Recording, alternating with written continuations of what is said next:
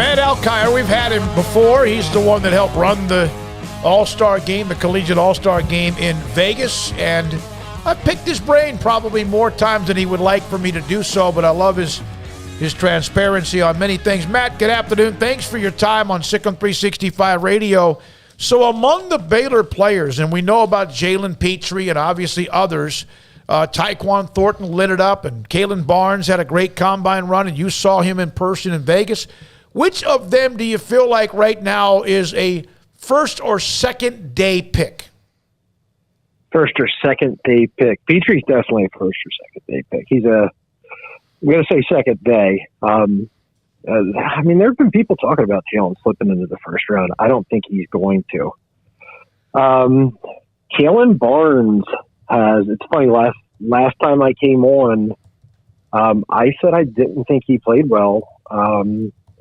I said I didn't think he looked good in drills at the Shrine Bowl.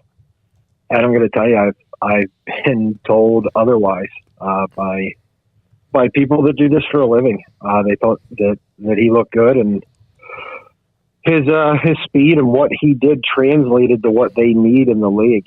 I've been told he could go as high as the third round, which would be day two there. If not, to expect him to go in the fourth.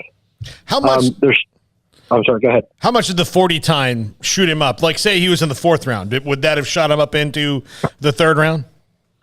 There's 32 teams, and these guys do their homework. People had talked about his track time before, but I think to say, we had our evaluation completely done, and that 40 time made absolutely zero difference to us, that I don't believe. I think it helped him. What I will say is from the people that I spoke to, it was really about, hey, we loved his speed. We got to see some things that we liked about him that he could do that really translate to our defense. And then seeing the 40 time really confirmed what we saw. And we think he could go in the third round. So, and then other teams I think it's going to be every team has a different value board. Every team evaluates players differently. So I think Kalen could go second day. He's certainly going to go early third day from what I'm hearing.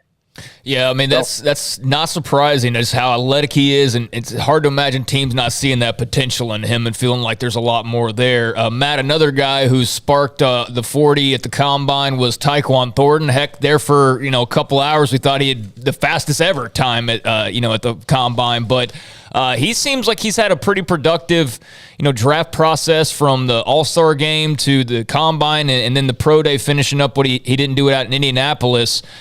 Just in terms of the wide receiver group, I mean, is he kind of in the middle of things? I know he's not one of the top prospects, but has he made up some ground, at least draft stock wise? So Tyquan, and again, I'm telling you guys what I've heard, not what I do, which is mostly I do my evaluations. I'm not really like one of these guys that talked all 32 teams. I've heard fifth to undrafted on Tyquan, which I don't get. I will tell you, I have him as a fourth rounder. I like Tyquan's speed a lot. I think there are some things that he can do better, but I liked his speed on film a lot. And that was something I clipped earlier this year. His acceleration is just pop and he is gone. So I think Tyquan's going to get drafted day 3. I don't think he will go undrafted. It's just a limited amount of teams that I spoke to. I heard 5th round to priority free agent, which I'd rather be a priority free agent than be drafted in the 6th or 7th round at some points anyway. If the draft had been in January, where would Abram Smith have been drafted, and where will he be drafted, in your opinion, based on just kind of what you hear? Abram's tough. He's a converted linebacker. He's not going to wow anybody. And I'm comparing him to other running backs. And I love Abram. He's not going to wow anybody with his athleticism. He's a north-south runner. And that's a guy that, for lack of I hate to compare prospects to one another, but you hear people talk and say, well, Abram Smith, Letty Brown, same guy. Well, no, they're not the same guy. They happen to be two of my favorite running backs. But people will lump them in together and, hey, this is a late round guy that you can get at a bargain, and you put him in a mix. I'm going to add on to that. So you mentioned January. In January, people thought Kyron Williams from Notre Dame might be running back 2 or 3. There are now people that think of Kyron Williams as, hey, he's a kid that's going to catch the ball out of the backfield in sub packages as a rotational guy and is a day 3 player. So I don't think it's really changed for Abram Smith, but I do think it's changed for a lot of other guys. And I think what we're seeing is simply running back, I think, is devalued, 1. And 2, I think Abram is what he is, which is a between the tackles, north-south hard runner. And we'll see if he picks up, or well, not we'll see, he's going to. When he picks up in the NFL, we'll see, how much of the rotation he gets. What do you think of JT Woods? He's tall, he's fast, he's shown good hands, but also another guy that maybe flies under the radar a little bit. Love him. I think he needs to get drafted in the late round. If somebody doesn't draft him, I think it's a mistake. JT had a really good senior season. I was a little surprised that Jim Nagy got him at the Senior Bowl. I thought he was more of a Shrine kid. I love that he went to the Senior Bowl and played well. And he was one of the most under control downhill players with purpose this season. When I think of guys that played like him this season, the safeties, the names that pop up are Seen, Petrie, Cook from Cincinnati, and Woods. And I just named 3 second-day guys and maybe a first-rounder, and JT Woods, who I think is a late-rounder. I think somebody needs to draft him. And there are a lot of safeties go undrafted, but I think you need to actually draft that kid. I'm not going to play around and let his agent take him into a better situation than what I have on my team if I need a safety. I love the way first of all, you and I have spoken a couple of times off the record, as far off the show, and how you are picking the brains of many, many things. I got to ask you this. You see all these drafts, these mock drafts. I know you put out one that was your 3 rounds, whatever, top whatever. How many times do you do that? From the time the college football season is over, or maybe before then, until the bowl games or the all-star games and then the combines and pro days, is it get to the point where it all looks the same? What I just put out now is that's my evaluation. Those are my rankings. Flat out, that's what I think of. I do a top 50, and then I essentially just say, hey, guys, here's the rest of the players I think should be taken until the 3rd round. The mock drafts, I wouldn't even do if people didn't want to see them. I do them for myself to try to figure out where I think players will go. Mm-hmm. I don't enjoy doing them at all. I like the honesty. And I'm not. It's not something to where I think I'm too good to do them. I mean, they're completely necessary. The reason that I do them is not the reason that people enjoy them, which is, hey, our team got a great draft or our team got a terrible draft. It's an exercise. And well, if the board falls this way, what the heck is this team going to do?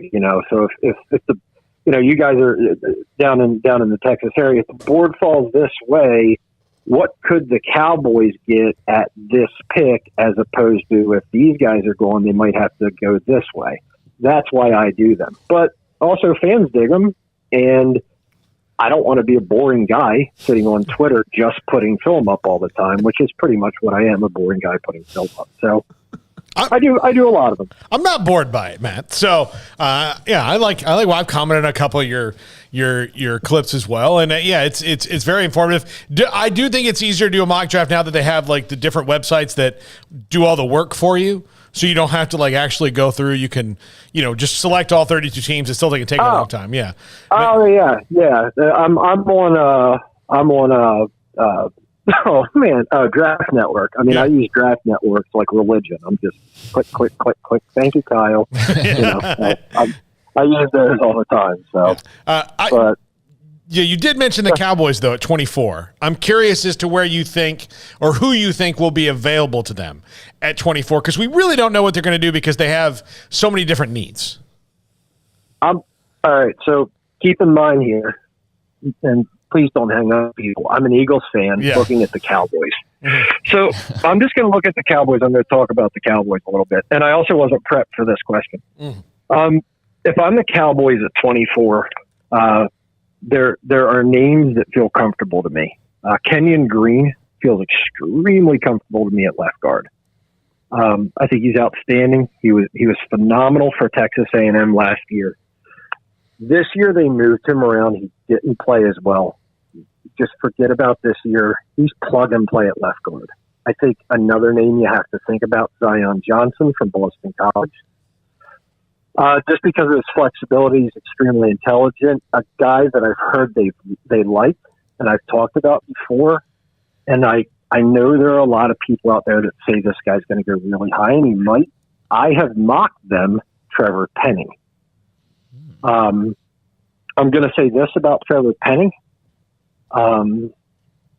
People in the NFL might like him high, might like him low. I don't care where.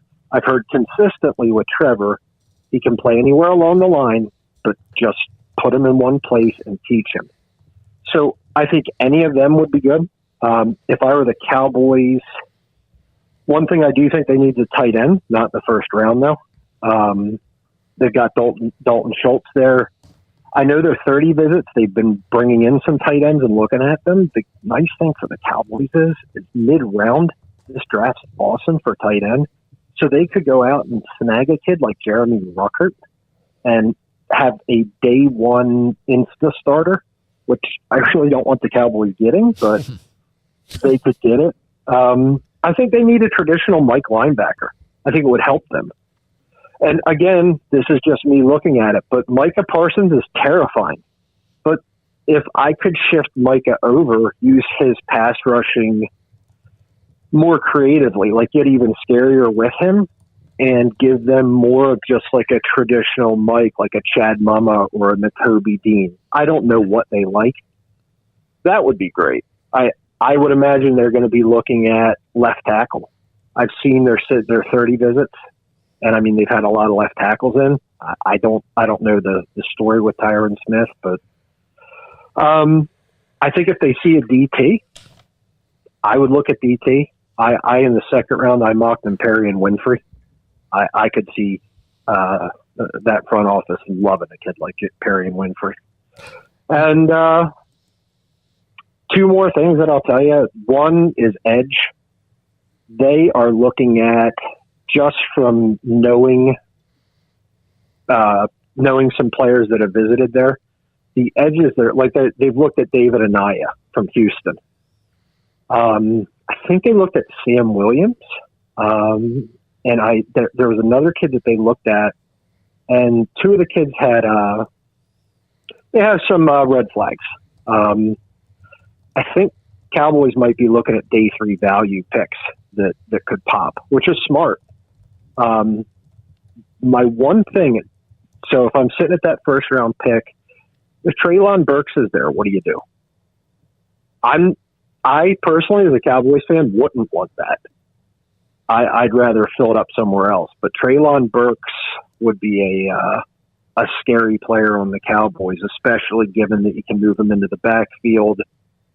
You could do some very creative things on offense because you have an A.J. Brown type of player.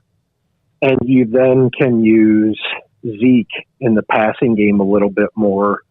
I just think it makes that offense a little bit more dynamic. But I also think the talent that you already have is, it's pretty impressive. So I don't know.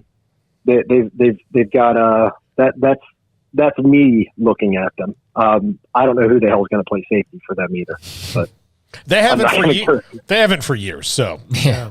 Okay. Yeah. I'm just looking at our lads right now. I use nothing but our lads. I've been using Dan Shonka's stuff forever.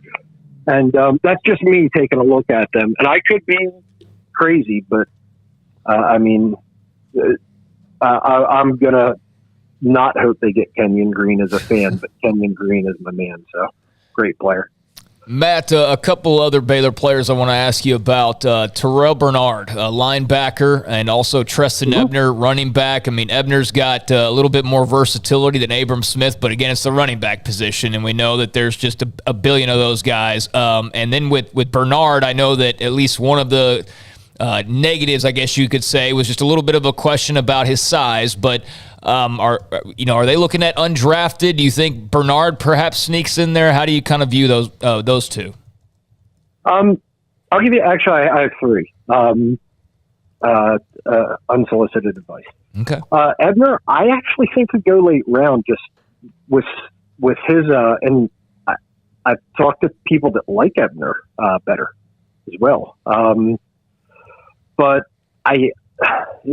his special teams value, I think could get him drafted.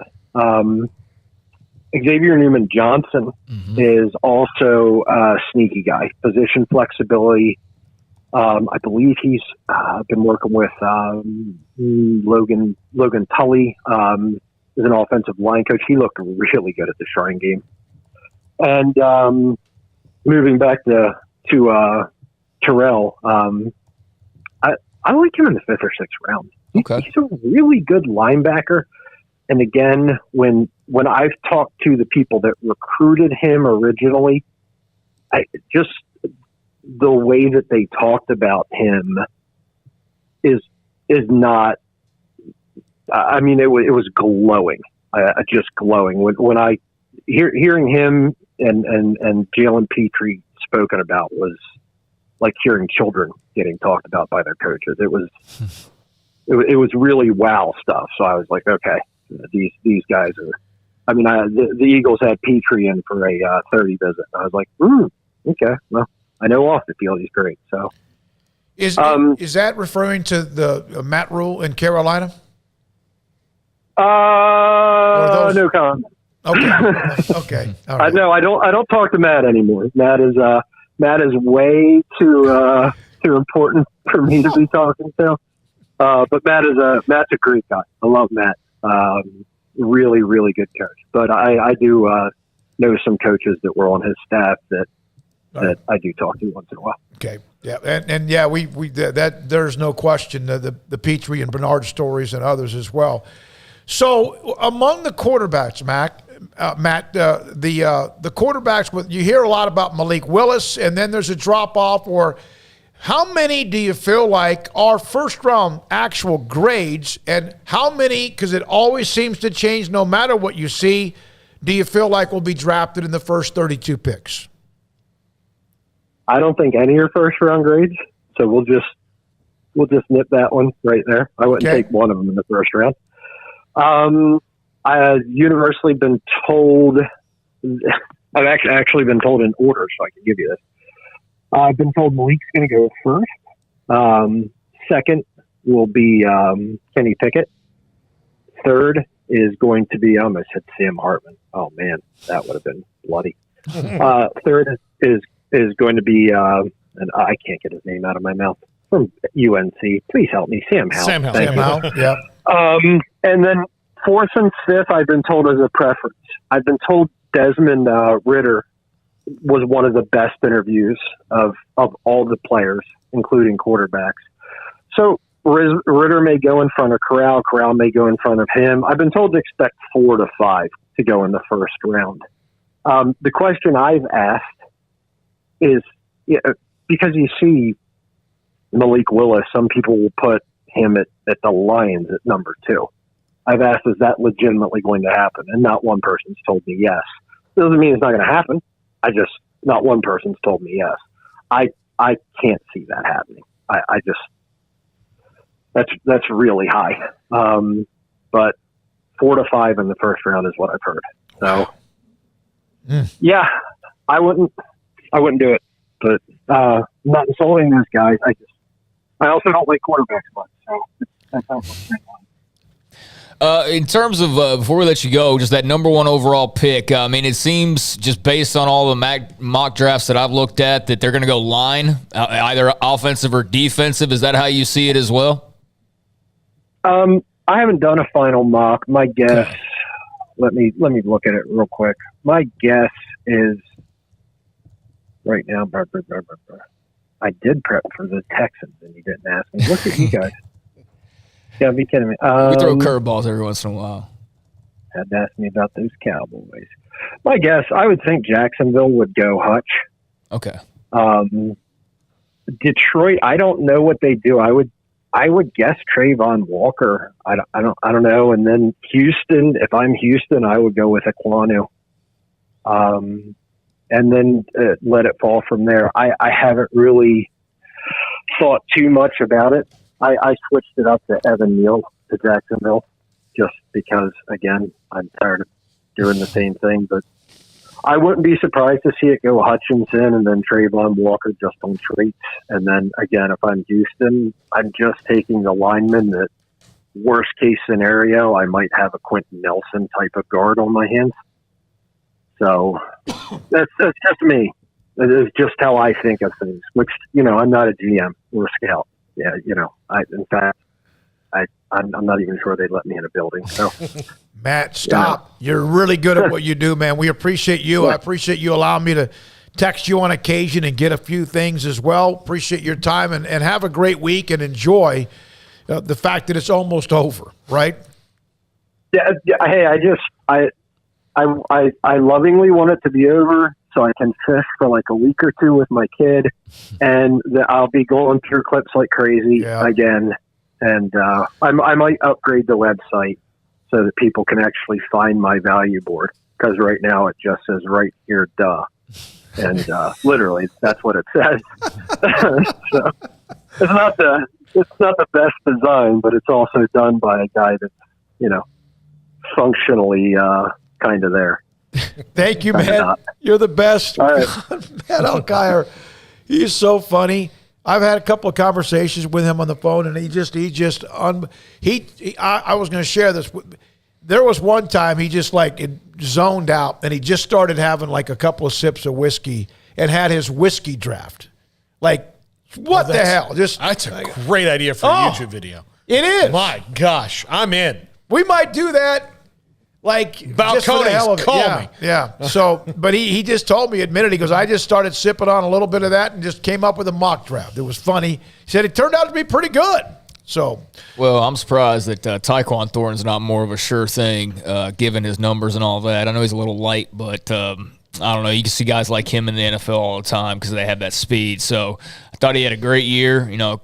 Good to hear on Terrell and Treston that they're getting some looks and that there's some teams interested. I do think Ebner's special teams should boost him. And he's just a talented player. He's one of those guys, get him in the league and figure it out after that. You'll find a spot for him. I think Baylor's going to probably end up with 5, 6 maybe draft picks. If S gets really crazy, they could get like 7 or 8, but I'm not banking on that. I'm going to be a little bit mild with the prediction, but at least should be a handful of guys getting selected here in the next couple of weeks. So that'll be fun to track. And, I think Petrie probably will be an early day too.